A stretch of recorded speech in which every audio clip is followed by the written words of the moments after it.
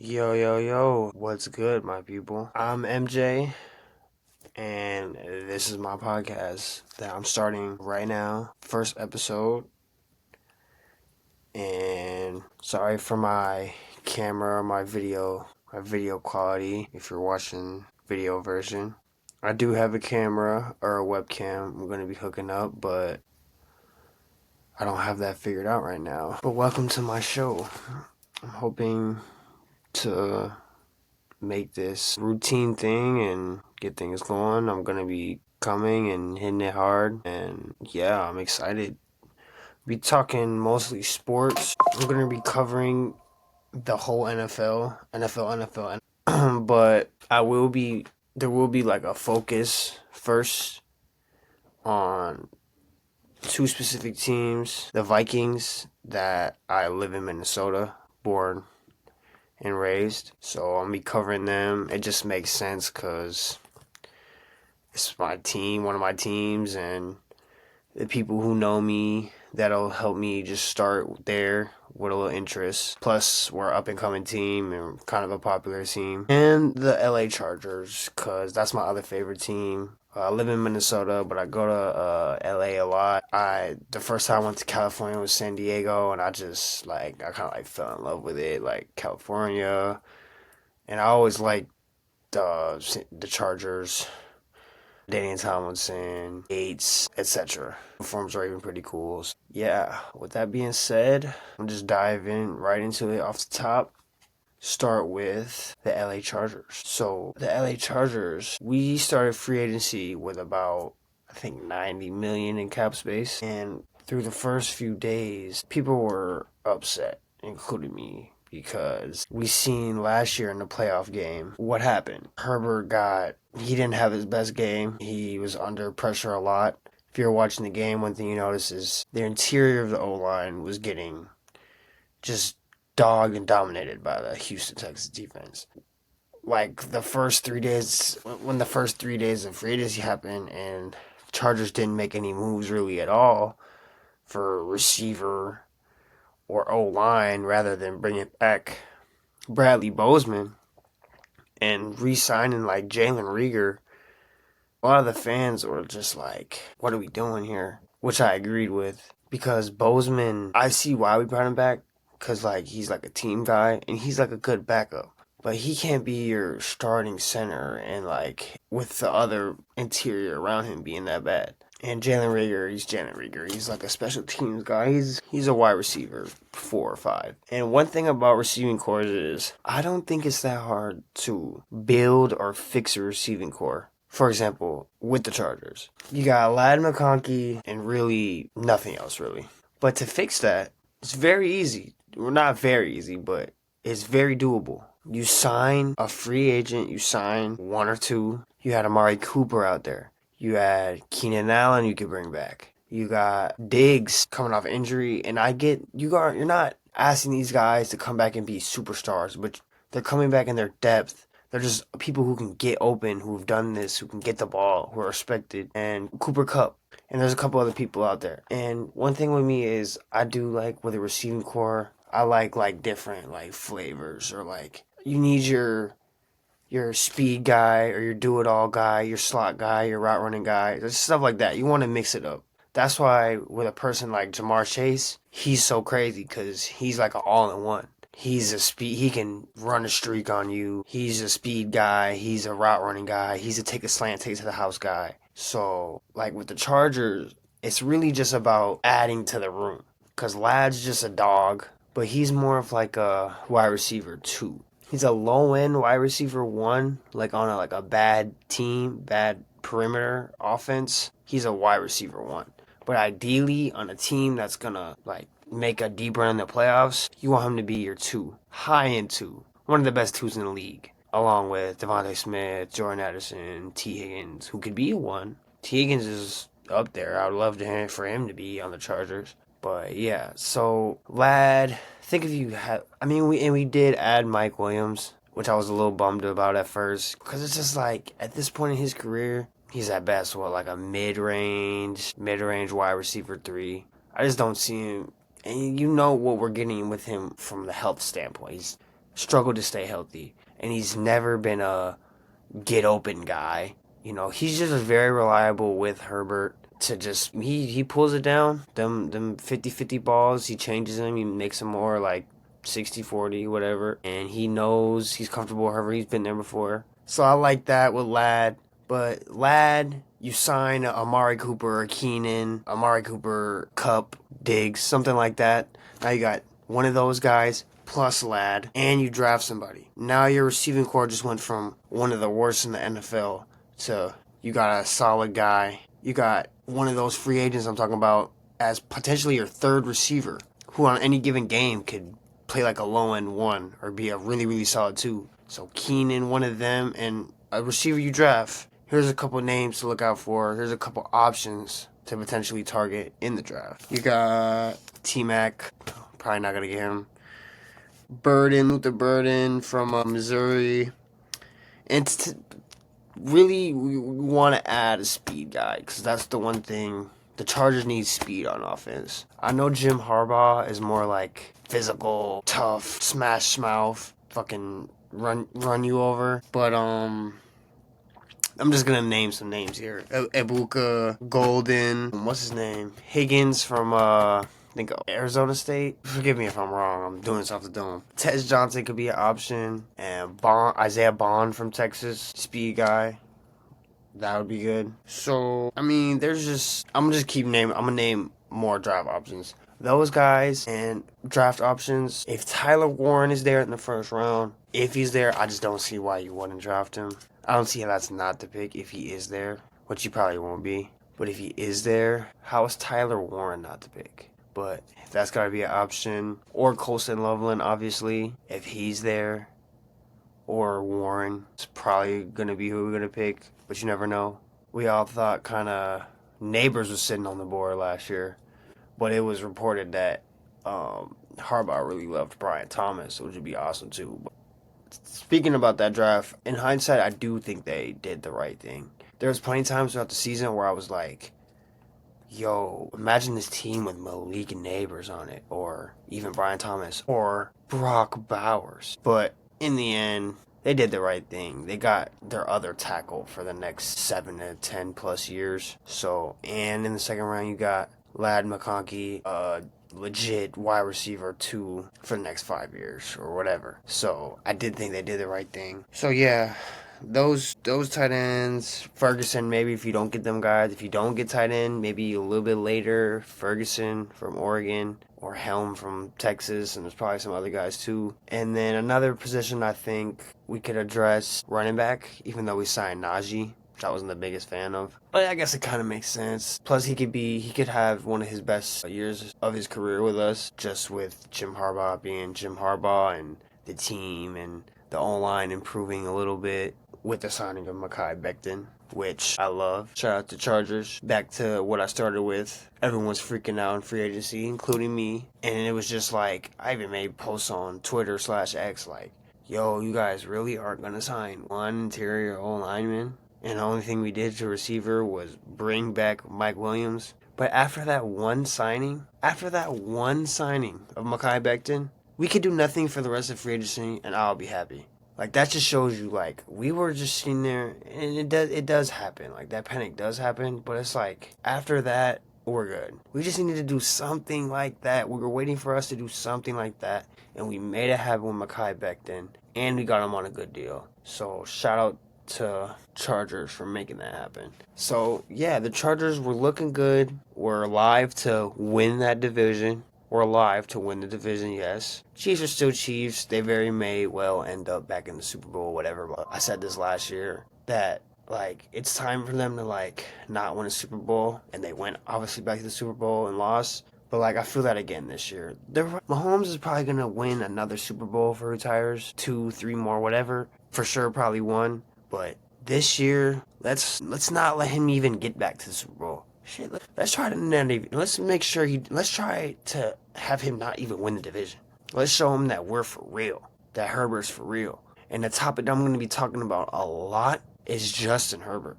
I'm not going to fully get into it today, but Justin Herbert is one of the most disrespected, or the most disrespected quarterback in the league, even league history. one of the most disrespected quarterbacks in league history. For real. People out here, that's just, I can't believe it. After that playoff loss, it was even fans questioning him. Or fans questioning Justin Herbert. Like, look, every time they're having a QB conversation or whatever, they go, yeah, Pat, Josh, Lamar, and Joe Burrow. And look, I could agree with that. If that's who you think is... I personally think Justin Herbert is part of that tier. But to be fair, let's say those guys are the main tier. I know Nick Wright said Patrick Mahomes is on his own tier. He's in his own tier. Which I said, I think in the beginning of last year I said that. But I truly believe, even though he hasn't won the chip yet, I think Josh Allen is on that level. So really, I would do it like tier 1. Pat still a clear 1. 2, Josh Allen. Quick quarterback ranking, just the top. Oh my gosh, some save quarterback ranking for another day. Pat, Josh, same tier. Then tier 2, but still elite quarterbacks. So basically 1 through 4 is one tier, but they're like mini tiers. Like Pat and Josh. And then you got Lamar and Joe Burrow. And then I just get I think the reason why Justin Herbert isn't in those, he doesn't get mentioned, is obviously people hate and just the way his career got out to. But the reason why I think that his career has gone how it started, he has the numbers. He has the film. If you put on the film and even just look at his numbers, he has everything but the playoff success. It doesn't and the reason for that is because his whole rookie contract, when you're supposed to take advantage of a quarterback, when an organization and franchise is supposed to take advantage of a rookie contract, his whole rookie contract in the beginning of his career was wasted. And I can say this because if you know your shit, you know your stuff, everyone knows the term chargering. It's a real term. It's real. It's a real thing. The Chargers organization was just it was almost dysfunctional. It was cursed. It's kind of a little bit like Minnesota, a little bit.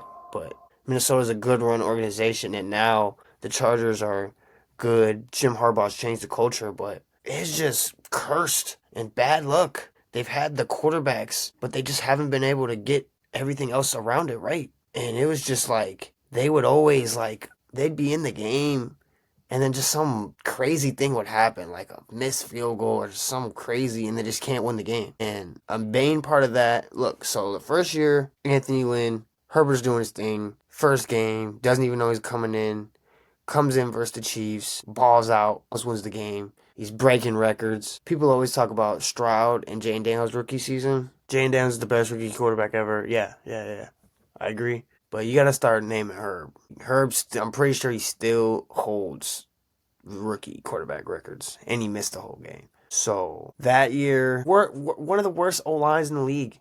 People are going to say Mike and Keenan, which I agree. They're good receivers. Eckler. Mike and Keenan, I love him. He's a dog. Mike, he's cool too. But neither of them could ever stay healthy consistently, which is very important. So he's often without one of them. And if you lose one of them, now you only have one. And they're two very, specific type of receivers. Keenan's a dog, and I like him a lot more than Mike. But he wasn't really a over-the-top guy, which doesn't matter. But Herbert didn't have, that aspect. That's just part of it. Yes, he had two good receivers, but neither of them could stay healthy. The O-line is always hurt. I mean, the O-line was just garbage. One of the worst O-lines in the league. His rookie year, which matters. If you don't think that matters, then you don't know what you're talking about.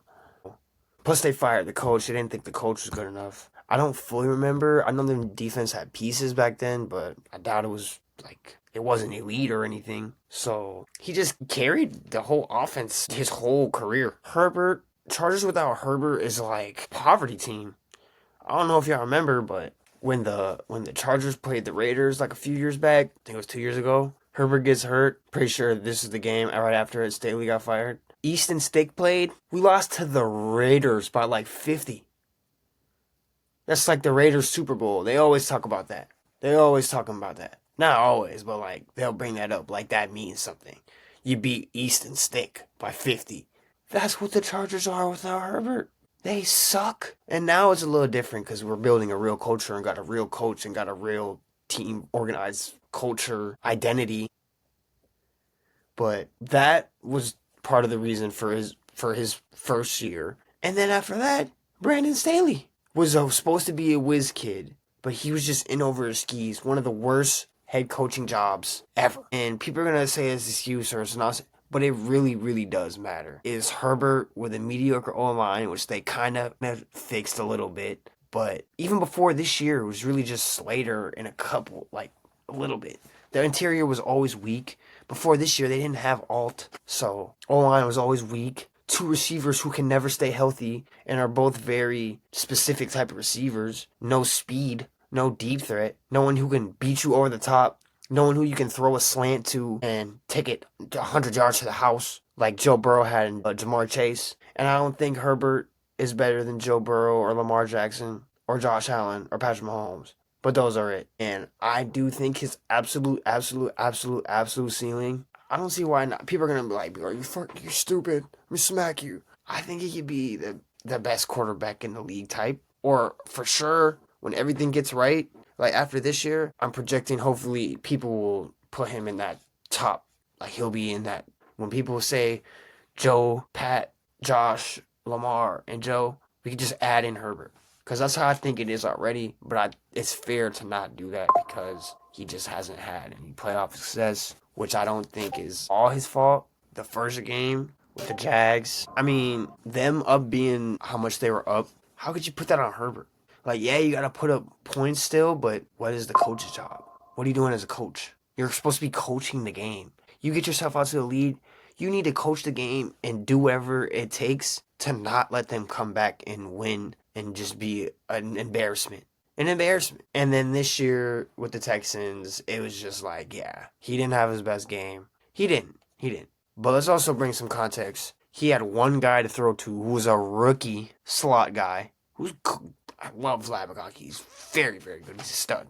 But that was all he was throwing to. You had Will Dissly out there as one of your top targets. Will Dissly, who's still tight end one, I think, for the Chargers right now. J.K. Dobbins off of injury pretty much, who hasn't been healthy. Literally every year, J.K. Dobbins would just get hurt, and it's just like, wow, this is sad. You should almost retire because you can never stay healthy. And even this year, he got banged up at the end. And I like J.K. Dobbins. He was really good for us. He had that big run versus the Bengals, which I was at. That game was fire game.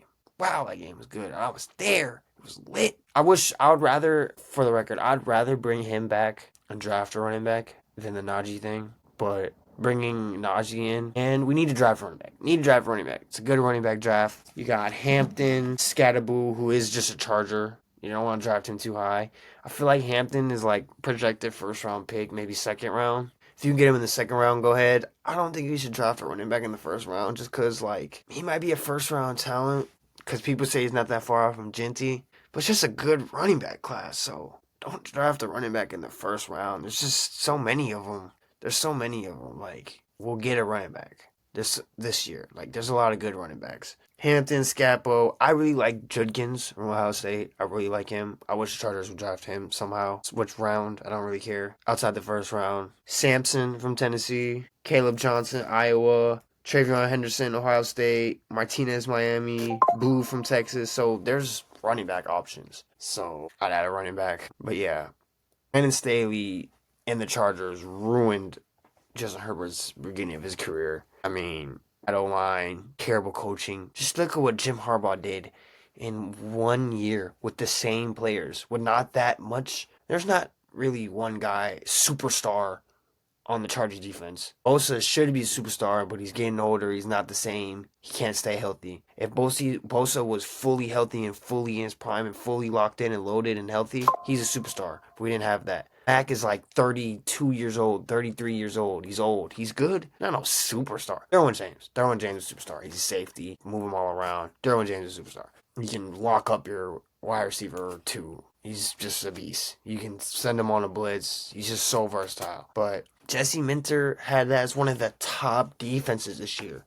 And the thing is with Staley and defensive coaches, if you're a defensive coach, you need to have your side of the ball. You need to have your side of the ball down. And it was just terrible defense every year with pretty good players. We had some players, or the best defensive roster, but we had some players, and you just couldn't do anything. It was bad. And you weren't giving your offense an advantage. Like, I keep doing this a little bit, but it's like all related. Another point like that is this: Chiefs, Bills, McDermott versus Andy Reid. Mahomes will always have the advantage in the offensive scheme is just going to give him so much of an advantage every time. It's going to give him an advantage. When your coach is Sean McDermott and his specialty is defense, and his defense can't outsmart or beat Andy Reid, Andy Reid's offense creative skill is going to beat Sean McDermott every time. And Josh Allen is just too good to not eventually beat the Chiefs. But it just makes me think like it's going to be hard because every time they play, Mahomes is going to have the advantage just off of Andy Reid because he's an offensive genius, and just the way that they were able to call plays and scheme people open, it makes it easier for Mahomes rather than Josh Allen putting the cape on, and he's sometimes asked to do a little bit less because now they have a little bit better offensive roster, but they still don't have no superstar wide receiver one. Shakir's good. Kincaid's good. He's not no Kelsey. He's not no in his prime. He's not no Brock Bowers. At least right now. Brock Bowers day one is insane. Kincaid's not that. Josh Allen, put the cape on. Make a crazy run. Run across the field and throw a laser because you're an alien. Let's ask you to do the tush push, and you don't have a Philadelphia Eagles offensive line, and you're 6'7", 6, so you can't necessarily just disappear into the O-line and push forward for the first down. So Reid just has that advantage over McDermott, and he always will. Like, McDermott's never gonna come maybe with better players on defense. Yeah, but like we've just seen it too many times. Like Reid's just gonna Reid's gonna in Mahomes, they're just gonna cook, and you can't stop them. McDermott, you can't stop them. So the best way to combat that is another smart offensive scheme. I don't think that defense, I just don't think it works when you're playing a Reid. Your defense scheme is never going to beat his offensive mastery. It's not. We've seen it too many times. It just doesn't. If you have a brilliant dude, he's just going to cook up. So combat that with offense. I think offensive coaching is just the way to go. When you have a historic team like the Eagles with one of the best rosters pretty much ever, O-line, best in the league, monstrous, Saquon Barkley, best running back in the league, A.J. Brown, top 7, 6 receiver, Devontae Smith, one of the best wide receiver 2s in the league, Dallas Goedert is a beast at tight end, Jalen Hurts, solid quarterback. The reason why he's so good, he gets elevated by all of that. I don't think Jalen Hurts is better than Justin Herbert. I don't think it's close.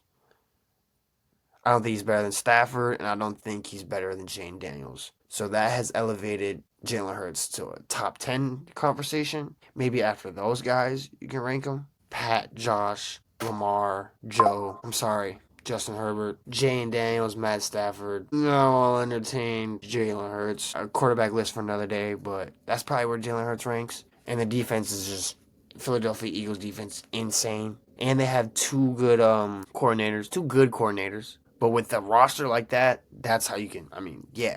But you got the coordinators and you got a historic roster. So, yeah, I think offensive coaching is the way to go. I think it can work with Jim Harbaugh because he's just a good coach. He's won everywhere he's went. His identity. Greg Roman, I don't know. I never liked him with Baltimore. I thought he was holding Baltimore back. In Baltimore offense, it seemed like it got better without him. But last year with the Chargers, it wasn't too many times outside the Texans game where I was like, yo, the play calling is just bad. I'm not going to I've never really ragged on him for the Chargers specifically yet, so I'll let him be with that. I'm not going to get on him for that so far. So basically for the Chargers, I still would like to add another receiver. We're obviously not Amari Cooper, something like that. We're probably going to go in the year with Ladd, Mike, and a receiver we draft, that's better than last year. If we can do that, add a running back, add a tight end, I don't know how, but if we could do that, you draft one of the tight ends in the first round. So now you got Loveland or somehow Warren as your tight end, Ladd, Mike, and a receiver you get second, third round. That's solid. And then we get a running back. You got Najee and a young running back with upside. Now we're cooking.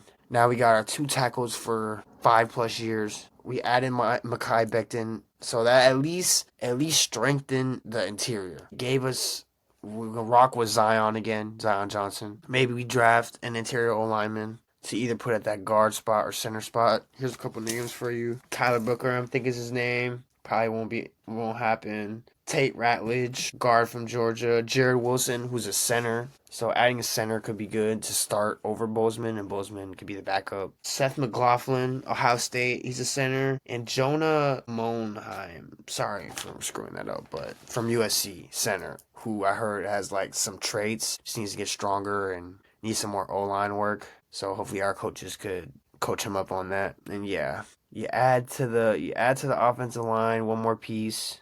Now you got Slater, Mekhi Becton, somebody you draft, or Bozeman, Zion, and all. That's solid. You got a new tight end. Can't be walking out there with Disley anymore. Get the tight end. You get a real tight end in there with Ladd and Mike and a receiver you draft, Najee and a running back you draft. Chargers are going to make noise. Chargers are going to win the damn division.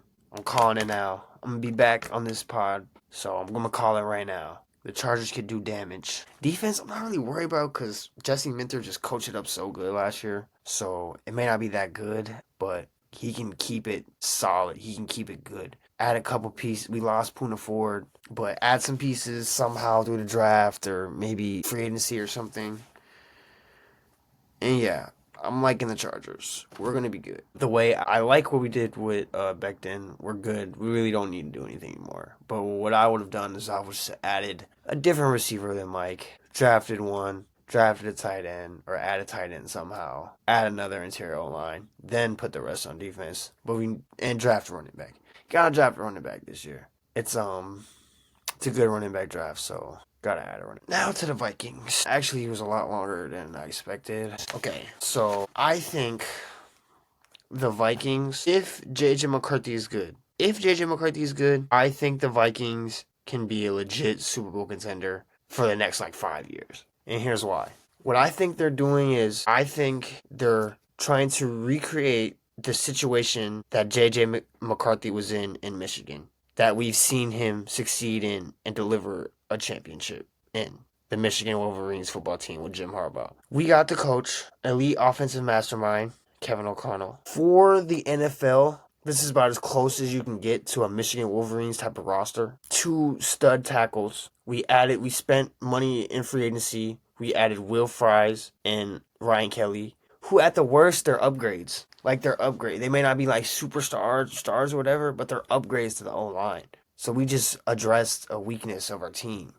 They went out and they're like, okay, that's a weakness in our team. We're going to address it and we're going to put money into it and make sure it's better. Darisaw, Rice, Ellie, whether it's Brando or Reisner, that's one weaker spot that the other parts of the O-line can elevate. And O'Neal. Very solid O-line. One of the best tackle tandems in the league, along with the Chargers. The Vikings and Chargers, ironically, have, a lot of similarities sometimes. But very solid O-line. 2 of the best receivers. You got the best receiver in the league. At worst, the second best receiver in the league in JJ. And you got Jordan Addison, one of the best wide receiver 2s in the league. And like I said, it's pretty manageable to fix receiver core. If you want to add a wide receiver 3, boom, Keenan Allen, boom, whoever. There's some if you added Gabriel Davis and drafted a receiver, now you have JJ, Jordan Addison, a receiver you drafted who could either be someday replace Addison as a 2 or your receiver 3 for a long time, who could be good. It doesn't matter. If he's a wide receiver 3, good wide receiver 3, that's good. If he's so good that he can be wide receiver 2, that's even better. And then a free agent. But we don't even need to do that at this point. We have 2 good receivers. We can draft a receiver in any round. And if he hits somewhat, that's a solid wide receiver 3. So receivers, great. Even better than they were at Michigan. So although the O-line and run game may not be as dominant, the receivers are better.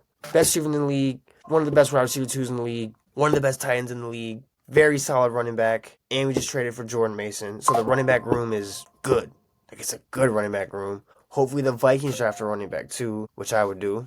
Because, like I said, it's a good running back draft. So draft a running back. Draft a running back. It's a good running back draft. You can get a young guy who could be a stud. Aaron Jones is getting old. So after this year, if you draft a running back and get a good one, he can maybe be your running back for the future. Because it's a good running back draft. So it's just, that's what I think they're doing. They're putting in, and the defense now is legit by adding Javon Hargrave. Yeah, he may have got paid a little bit too much, but the interior of our line was weak. It's the weaknesses of our team. He went out and said, we're going to address that. We're going to address that. We're going to strengthen it. Yeah, he may not be a superstar, but this is just something to improve our defense. We got guys now. And we got a young dude with upside to be an elite guy. Dallas Turner. We have a young guy with upside who can be elite. You got Grenard, signed Jonathan Allen, dog. Javon Hargrave. That interior of the O-line, or D-line, is now legit. And we see what Brian Flores did the last 2 years. Now the defense is getting better and better. Now he has a real D-line, like real, which we didn't have. Grenard, Allen, Hargrave, Turner. Still got Van Ginkel, Ivan Pace. Cashman still got him. Flying around making plays. Was really good last year. Metellus, solid safety. Brought back Harrison Smith. Byron Murphy. Brought him back. Very solid. Blackman, we're probably going to have to rely on him a little bit as a corner. And we signed Isaiah Rodgers from the Eagles, who was really good last year. So the defense is now legit. Offense is now. Offensive line. Like, in terms of NFL, that's pretty close to what you're going to get in Michigan. Putting a really, really solid roster around him to help him to where he doesn't have to do that much. To where if he's just a good quarterback, which I think he has the upside to be even more than that. I think he has the upside to be great, which he showed flashes of in his first preseason game after throwing an interception, bouncing back and delivering multiple touchdown passes, driving the team down the field. He got it. And plus he got all the other stuff. So if he's a good quarterback, I think the Vikings are putting around a team around him kind of like Michigan, to where he doesn't have to do too much, to where you've seen him already deliver a championship. The Vikings want to win a championship. That's what this is all about. I watch Purple daily. That's the Vikings podcast I listen to. Before we die, we're trying to win a Super Bowl. So I think we can do it if JJ McCarthy's at least good. And that's the thing about, I'm not going to get into this too much, but like the Kirk thing, it's just that, I'm going to try to make this as short as possible. He was a good quarterback who was getting paid great money. And because of that, the roster wasn't elite. And Kirk Cousins needs an elite roster to win a Super Bowl, which is what we're after. For other teams, you can bring Kirk in and he can bring your franchise up to like a positive, like a franchise. He can uplift your franchise and take them from being trash to like good 9 wins, 10 wins, and be serviceable, go to the playoffs, maybe win a playoff game. But to win a Super Bowl, he needs an elite roster. And he's just a good quarterback who, at the time, was getting paid elite money, which kept from the Vikings to give him the roster he needs to win. And he's not an elite quarterback, so he couldn't elevate the roster we had. So it just never, that's why we were always like, you just gotta move off of him. You gotta move off him. Like, yes, there's value in having a stable organization and franchise, but for the Vikings, who have been to 4 Super Bowls and have never won a Super Bowl, we're trying to win a Super Bowl. That's why we're going for it now. We're going for it. Because we have a quarterback on the rookie deal. And they must have seen something from JJ for them to be going in like this. Whether that was practice, training camp, behind the scenes, that first preseason game. Even we've seen a little bit of it. So I really do. I think if JJ is good, this can be, it may not be this year.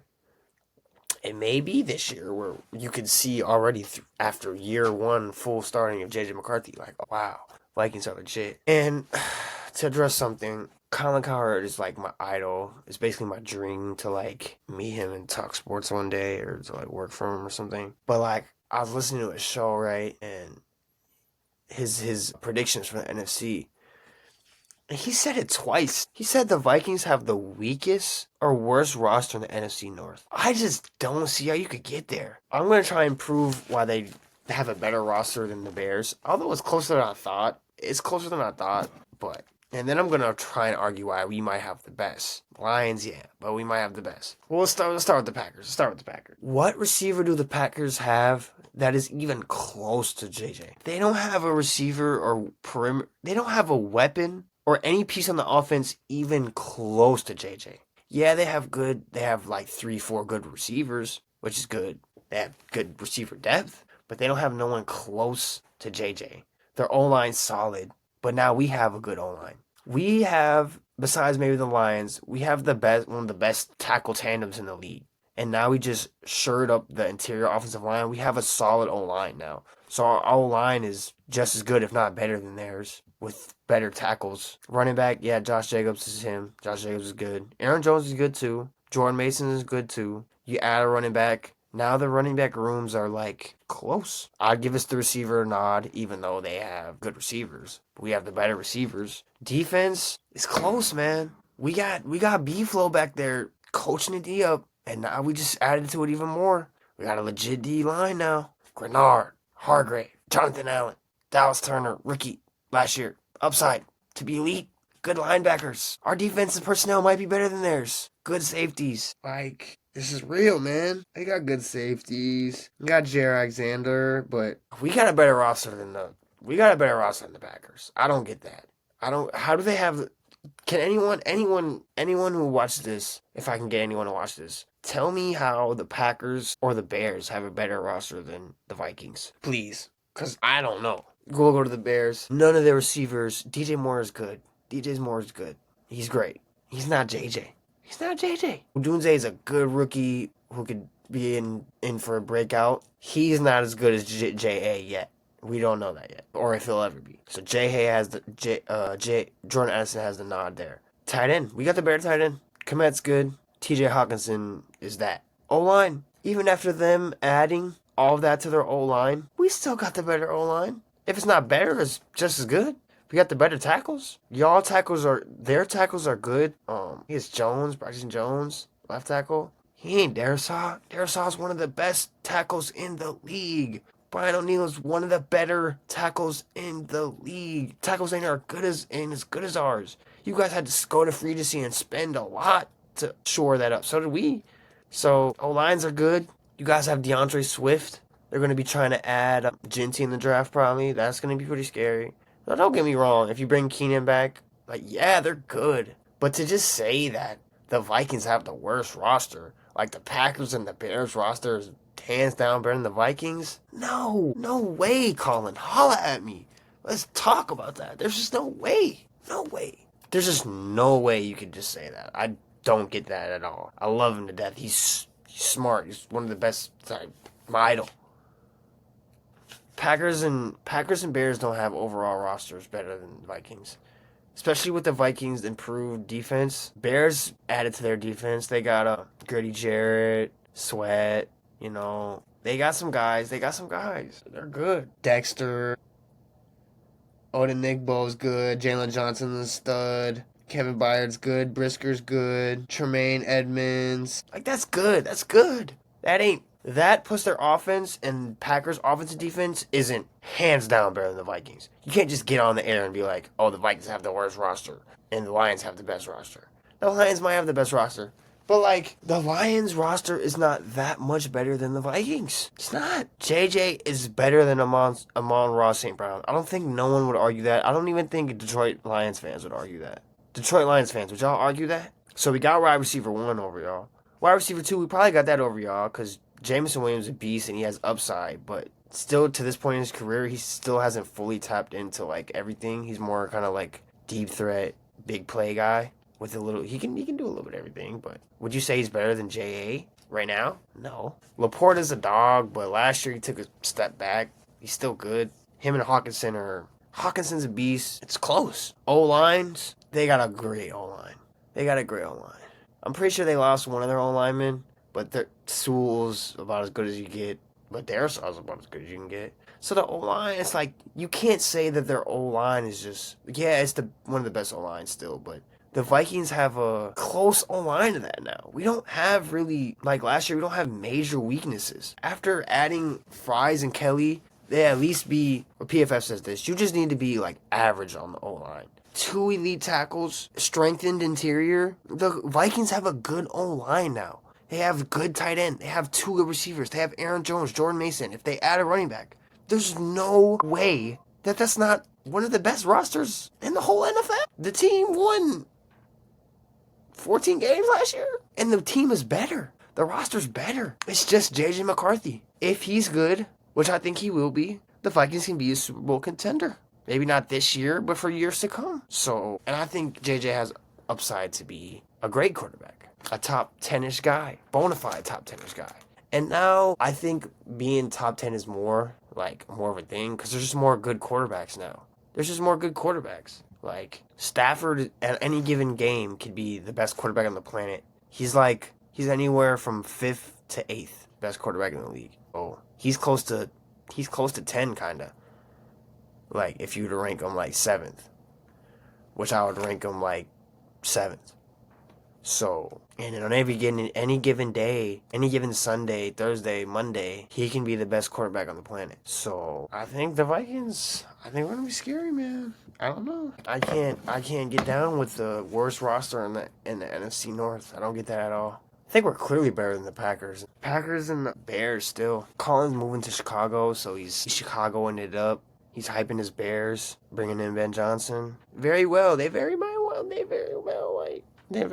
might. If JJ is good, man, Jamar Chase. Jamar Chase is signed an extension. Jamar Chase, he can sign 4-year extensions with the Bengals. Wow. So the Bengals keep their receiver core for the future. Quick switch topic. The Bengals, I don't know how to feel about them. The AFC is so packed. Them having them 2 receivers just alone with Joe Burrow healthy, that alone can get you, as long as you get like a solid defense or a solid team around that alone can get you a Super Bowl run, which we've seen. I love Joe Burrow. Cincinnati Bengals, they could be a feisty team. A lot of people will be picking them last year because they have Jamar Chase, T. Higgins, and Joe Burrow, so they can always like go on. Their team is like took a step back a little bit with the defense, so if they can fix that up, add the necessary pieces on the O-line, depth pieces, Bengals could be feisty. But back to the Vikings real quick before I wrap this up. I'm going on an hour. Okay, this Aaron Rodgers thing needs to stop. You got the thing where he's like, I think he wants to come here. Well, of course he wants to come here. I mean, regardless of anything else, we just have a great, like I said, we have a great roster. One of the best rosters in the NFL, let alone the weakest roster in the NFC North. Who wouldn't want to play and get protected by Darrison, O'Neal, and now you've strengthened up the interior of that line and hand it off to Aaron Jones, who you're somewhat familiar with, and Jordan Mason in the running back you draft, and throw to the best receiver in the NFL, and Jordan Addison, a second guy, who's one of the best wide receiver 2s in the NFL, and then whoever we add in as a wide receiver 3, it doesn't even really matter because your 2 are so good, and TJ Hawkinson, who's a good tight end, good to great tight end. Who wouldn't want to play for that? But this thing, I'm just so over the Aaron Rodgers thing. Like, yeah, he can still throw that thing, man. It's beautiful. But he's just old as heck, man. Coming off that injury, he can't move the same. You really want to bring that into the locker room? He's talking about it could take up to like 4 weeks for him to make his decision. Part of that is like because of us. He wants to play for us. But it's like, no, man. I'd say the Aaron Rodgers thing has to stop. Don't bring in Aaron Rodgers. The only way that you even entertain it is if JJ McCarthy can't start day one. If he can't start day one, and maybe he even misses like 3 games, that's like, and you want to go on a run with Rodgers to complete the Brett Favre cycle, and we have a roster ready to win now. You say, hey, Aaron Rodgers, we'll give you 1 year. You literally have 1 year, though. Like, do you even want to do that? We're not committing to longer than that. You down taking a 1-year deal, and now your expectations are going to be even higher, like than they were with the Jets. Because like now you have a real organization, you have a real team. You need to at least win a playoff game at this point. We just went to the playoffs. We already lost against the Giants in and out. We just lost last year to the Rams in and out. You come here, we need to at least win a playoff game, man. Or it's just no point.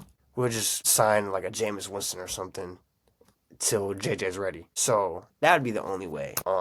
If JJ's just not ready, maybe you entertain it. But with the Aaron Rodgers thing, man, I'm good on that, man. Don't bring him in. Let's roll with Jay. We drafted him top 10 for. We moved up to 10 to draft him for a reason. We invested him for a reason. He's a guy who can. He's not getting paid a lot. He has that upside. He can be the guy to bring us to championships and maybe even win us a championship with the Vikings, who I think are putting around him kind of what he had in Michigan in a very, very, very, very solid to good, strong roster. As much as you can in the NFL. Make it like a Michigan Wolverines type team with a lead tackle tandem, strengthened interior O-line, which is now good, 2 elite receivers, one of them the best in the NFL, an elite tight end, running back, a good running back room, an important thing with the coach being an offensive coach, elite offensive mastermind, an improved defense with an elite defensive coordinator. With you now got a young edge with upside, Turner, Grenard, Jonathan Allen, Hargrave, solid D-line. And then you got B-Flow cooking that up. Good linebackers, good corners, good safeties. The Vikings are legit, man. If JJ's good, his team's going to be a Super Bowl contender for years to come. I think they're one of the best rosters in the NFC North, not the worst. And yeah, that was episode 1. I just sat here and talked for an hour, so I'm going to wrap it up, and hopefully people will check me out, man. Check me out. Hear what I got to say. Hit me up with questions or anything you want to say, and get guests in here, whatever. But yeah, let's just get this going, man. Let's get a little community going, and I'm trying to do this, man. I'm gonna be back whenever, probably like next week. I'll be back. Next news or anything, or just next time I got my topics, I'll hop back on. And that was fun, man. Thank you guys. Skull, bolt up. Love, man. Share me.